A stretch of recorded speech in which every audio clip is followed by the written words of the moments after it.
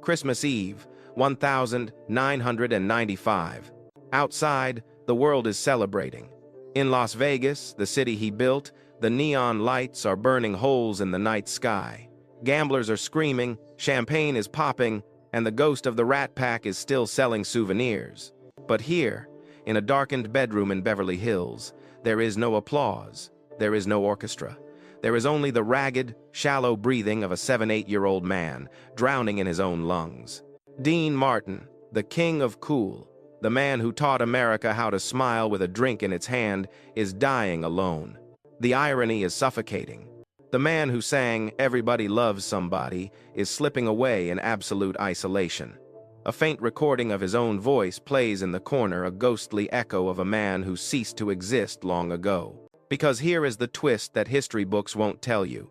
Dean Martin didn't die on Christmas Day, 1995. His body died then.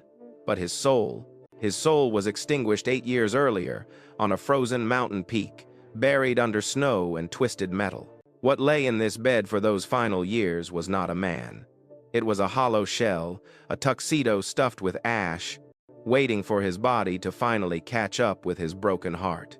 Tonight, we turn off the neon lights. We strip away the tuxedo, the jokes, and the whiskey. We are descending into the silence of Dino Crocetti to witness the slow, agonizing decay of a man who wore a smile like a death mask. To understand the silence, we must go back to the noise. The grinding metallic roar of Steubenville, Ohio, 1917. This wasn't a town. It was a cage built of coal dust and prejudice. Dino Paul Crocetti was born here, the son of an Italian barber, into a world that hated him before he even spoke. And he couldn't speak. At age 5, Dino didn't know a word of English. On his first day of school, the American dream greeted him with a shove into the mud. They called him a dirty immigrant. They mocked his broken tongue. They beat him because he smelled like his father's cheap hair tonic. Most children would cry. Some would fight. Dino did neither. He learned a terrifying psychological lesson that day. Invisibility is survival. He lowered his head. He pressed his lips together. He realized that if you offer the world nothing, the world has nothing to attack. That famous, heavy-lidded nonchalance the world would later fall in love with? That wasn't cool. That was trauma. That was a child dissociating from pain. By age 10, he was laboring in steel mills, his hands blistering against molten metal. By his teens, he was running bootleg liquor for the mob, navigating the gray zones of morality where life was cheap. Then came the boxing ring, fighting under the name Kid Crochet. He broke his nose.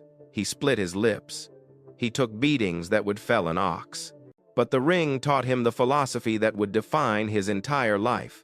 Get hit, stand up, and never, ever let them see you bleed. The smile he wore? It wasn't joy. It was a getaway car. It was a weapon to disarm you before you could punch him again. Fate has a cruel sense of humor. It paired the man who wanted silence with a man who was pure, unadulterated noise. Dean meets Jerry Lewis, the handsome crooner and the manic clown. Their act was born in desperation, fueled by chaos. They destroyed stages, they improvised madness, and America became addicted. They were the biggest act in the world, but behind the curtain, a psychological cancer was growing. As they ascended, Dean began to vanish. The media hailed Jerry as the genius, the visionary. Dean, he was just the prop, the straight man, the handsome scenery. In 1954, Look magazine cropped Dean out of a cover photo, leaving only Jerry. It was a public castration. Dean went back to his hotel room, poured a drink, and stared at the wall. He was being erased from his own life. The resentment turned cold. It wasn't a hot anger. It was a glacial indifference. On the set of their final film, Hollywood or Bust, Dean finally looked at Jerry, the man he had built an empire with, and delivered a line so cold it shattered the brotherhood forever. To me, you are nothing but a dollar sign. The twist. The world thought the breakup in 1956 would kill Dean's career. They thought he was the parasite. They were wrong. Dean was the host, and when he cut Jerry loose, he didn't drown. He surfaced. But he surfaced harder, colder, and more cynical than ever before. He reinvented himself. He became the king of cool. He conquered Hollywood with Rio Bravo. He conquered the charts, knocking the Beatles off Hashone with Everybody Loves Somebody. Then came the Rat Pack, the summit of masculinity. Frank, Sammy, Dean. To the public, it was a party that never ended. But look closer. Frank Sinatra was the fire explosive, connected to the mob, dangerous. Dean was the smoke drifting, untouchable, present but absent. He drank apple juice on stage while pretending it was whiskey. Why? Because he needed total control. He needed to be the only sober man in a room full of drunks. It was the ultimate deception. The Fracture Point, June 1966. The Polo Lounge. It was supposed to be a birthday party, but the violence that always lurked beneath Frank Sinatra's tuxedo erupted. Frank got into an argument and threw a telephone at a businessman's head, fracturing his skull. Blood on the table, police sirens wailing. Dean sat there, watching the chaos. He didn't move. In that moment, he realized that this glamorous life was just Steubenville in a better suit. It was still thugs, it was still violence. He quietly stood up and walked away. From that night on, a wall went up. Dean stopped partying. He stopped socializing. He would finish a show, skip the after-party, and go home to watch westerns and eat bread and cheese alone. The king of cool was actually a hermit, hiding in plain sight.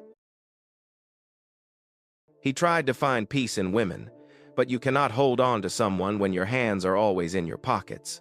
He left his first wife, Betty, the woman who starved with him, when fame came calling.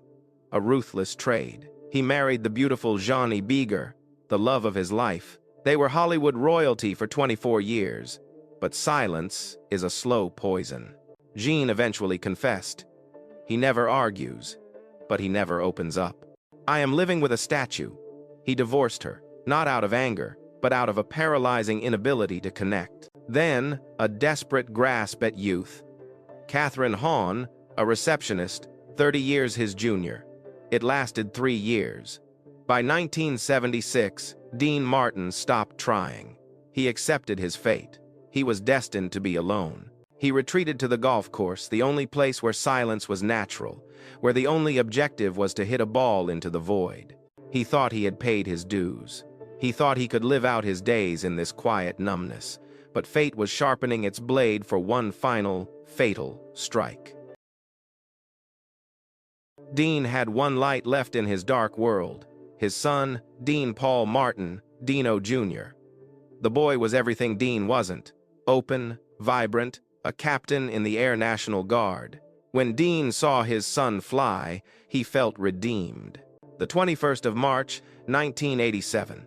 The day the music died, Dean Paul's F-4 Phantom jet vanished from radar over the San Gorgonio Mountains during a snowstorm. For 3 days, the King of Cool sat in his living room. He didn't speak. He didn't sleep. He sat with a cigarette burning down to his fingers, staring at a telephone that refused to ring. Thousands of searchers combed the mountain. The world prayed. Dean just waited. Then, the news came. Wreckage found. No survivors. Dean didn't scream. He didn't break furniture. He simply turned off. He walked into his bedroom and closed the door. Frank Sinatra later said, Dean died on that mountain with his son. The man who walked out of that room was a zombie. The ghost had finally taken over the machine. The smile was gone forever.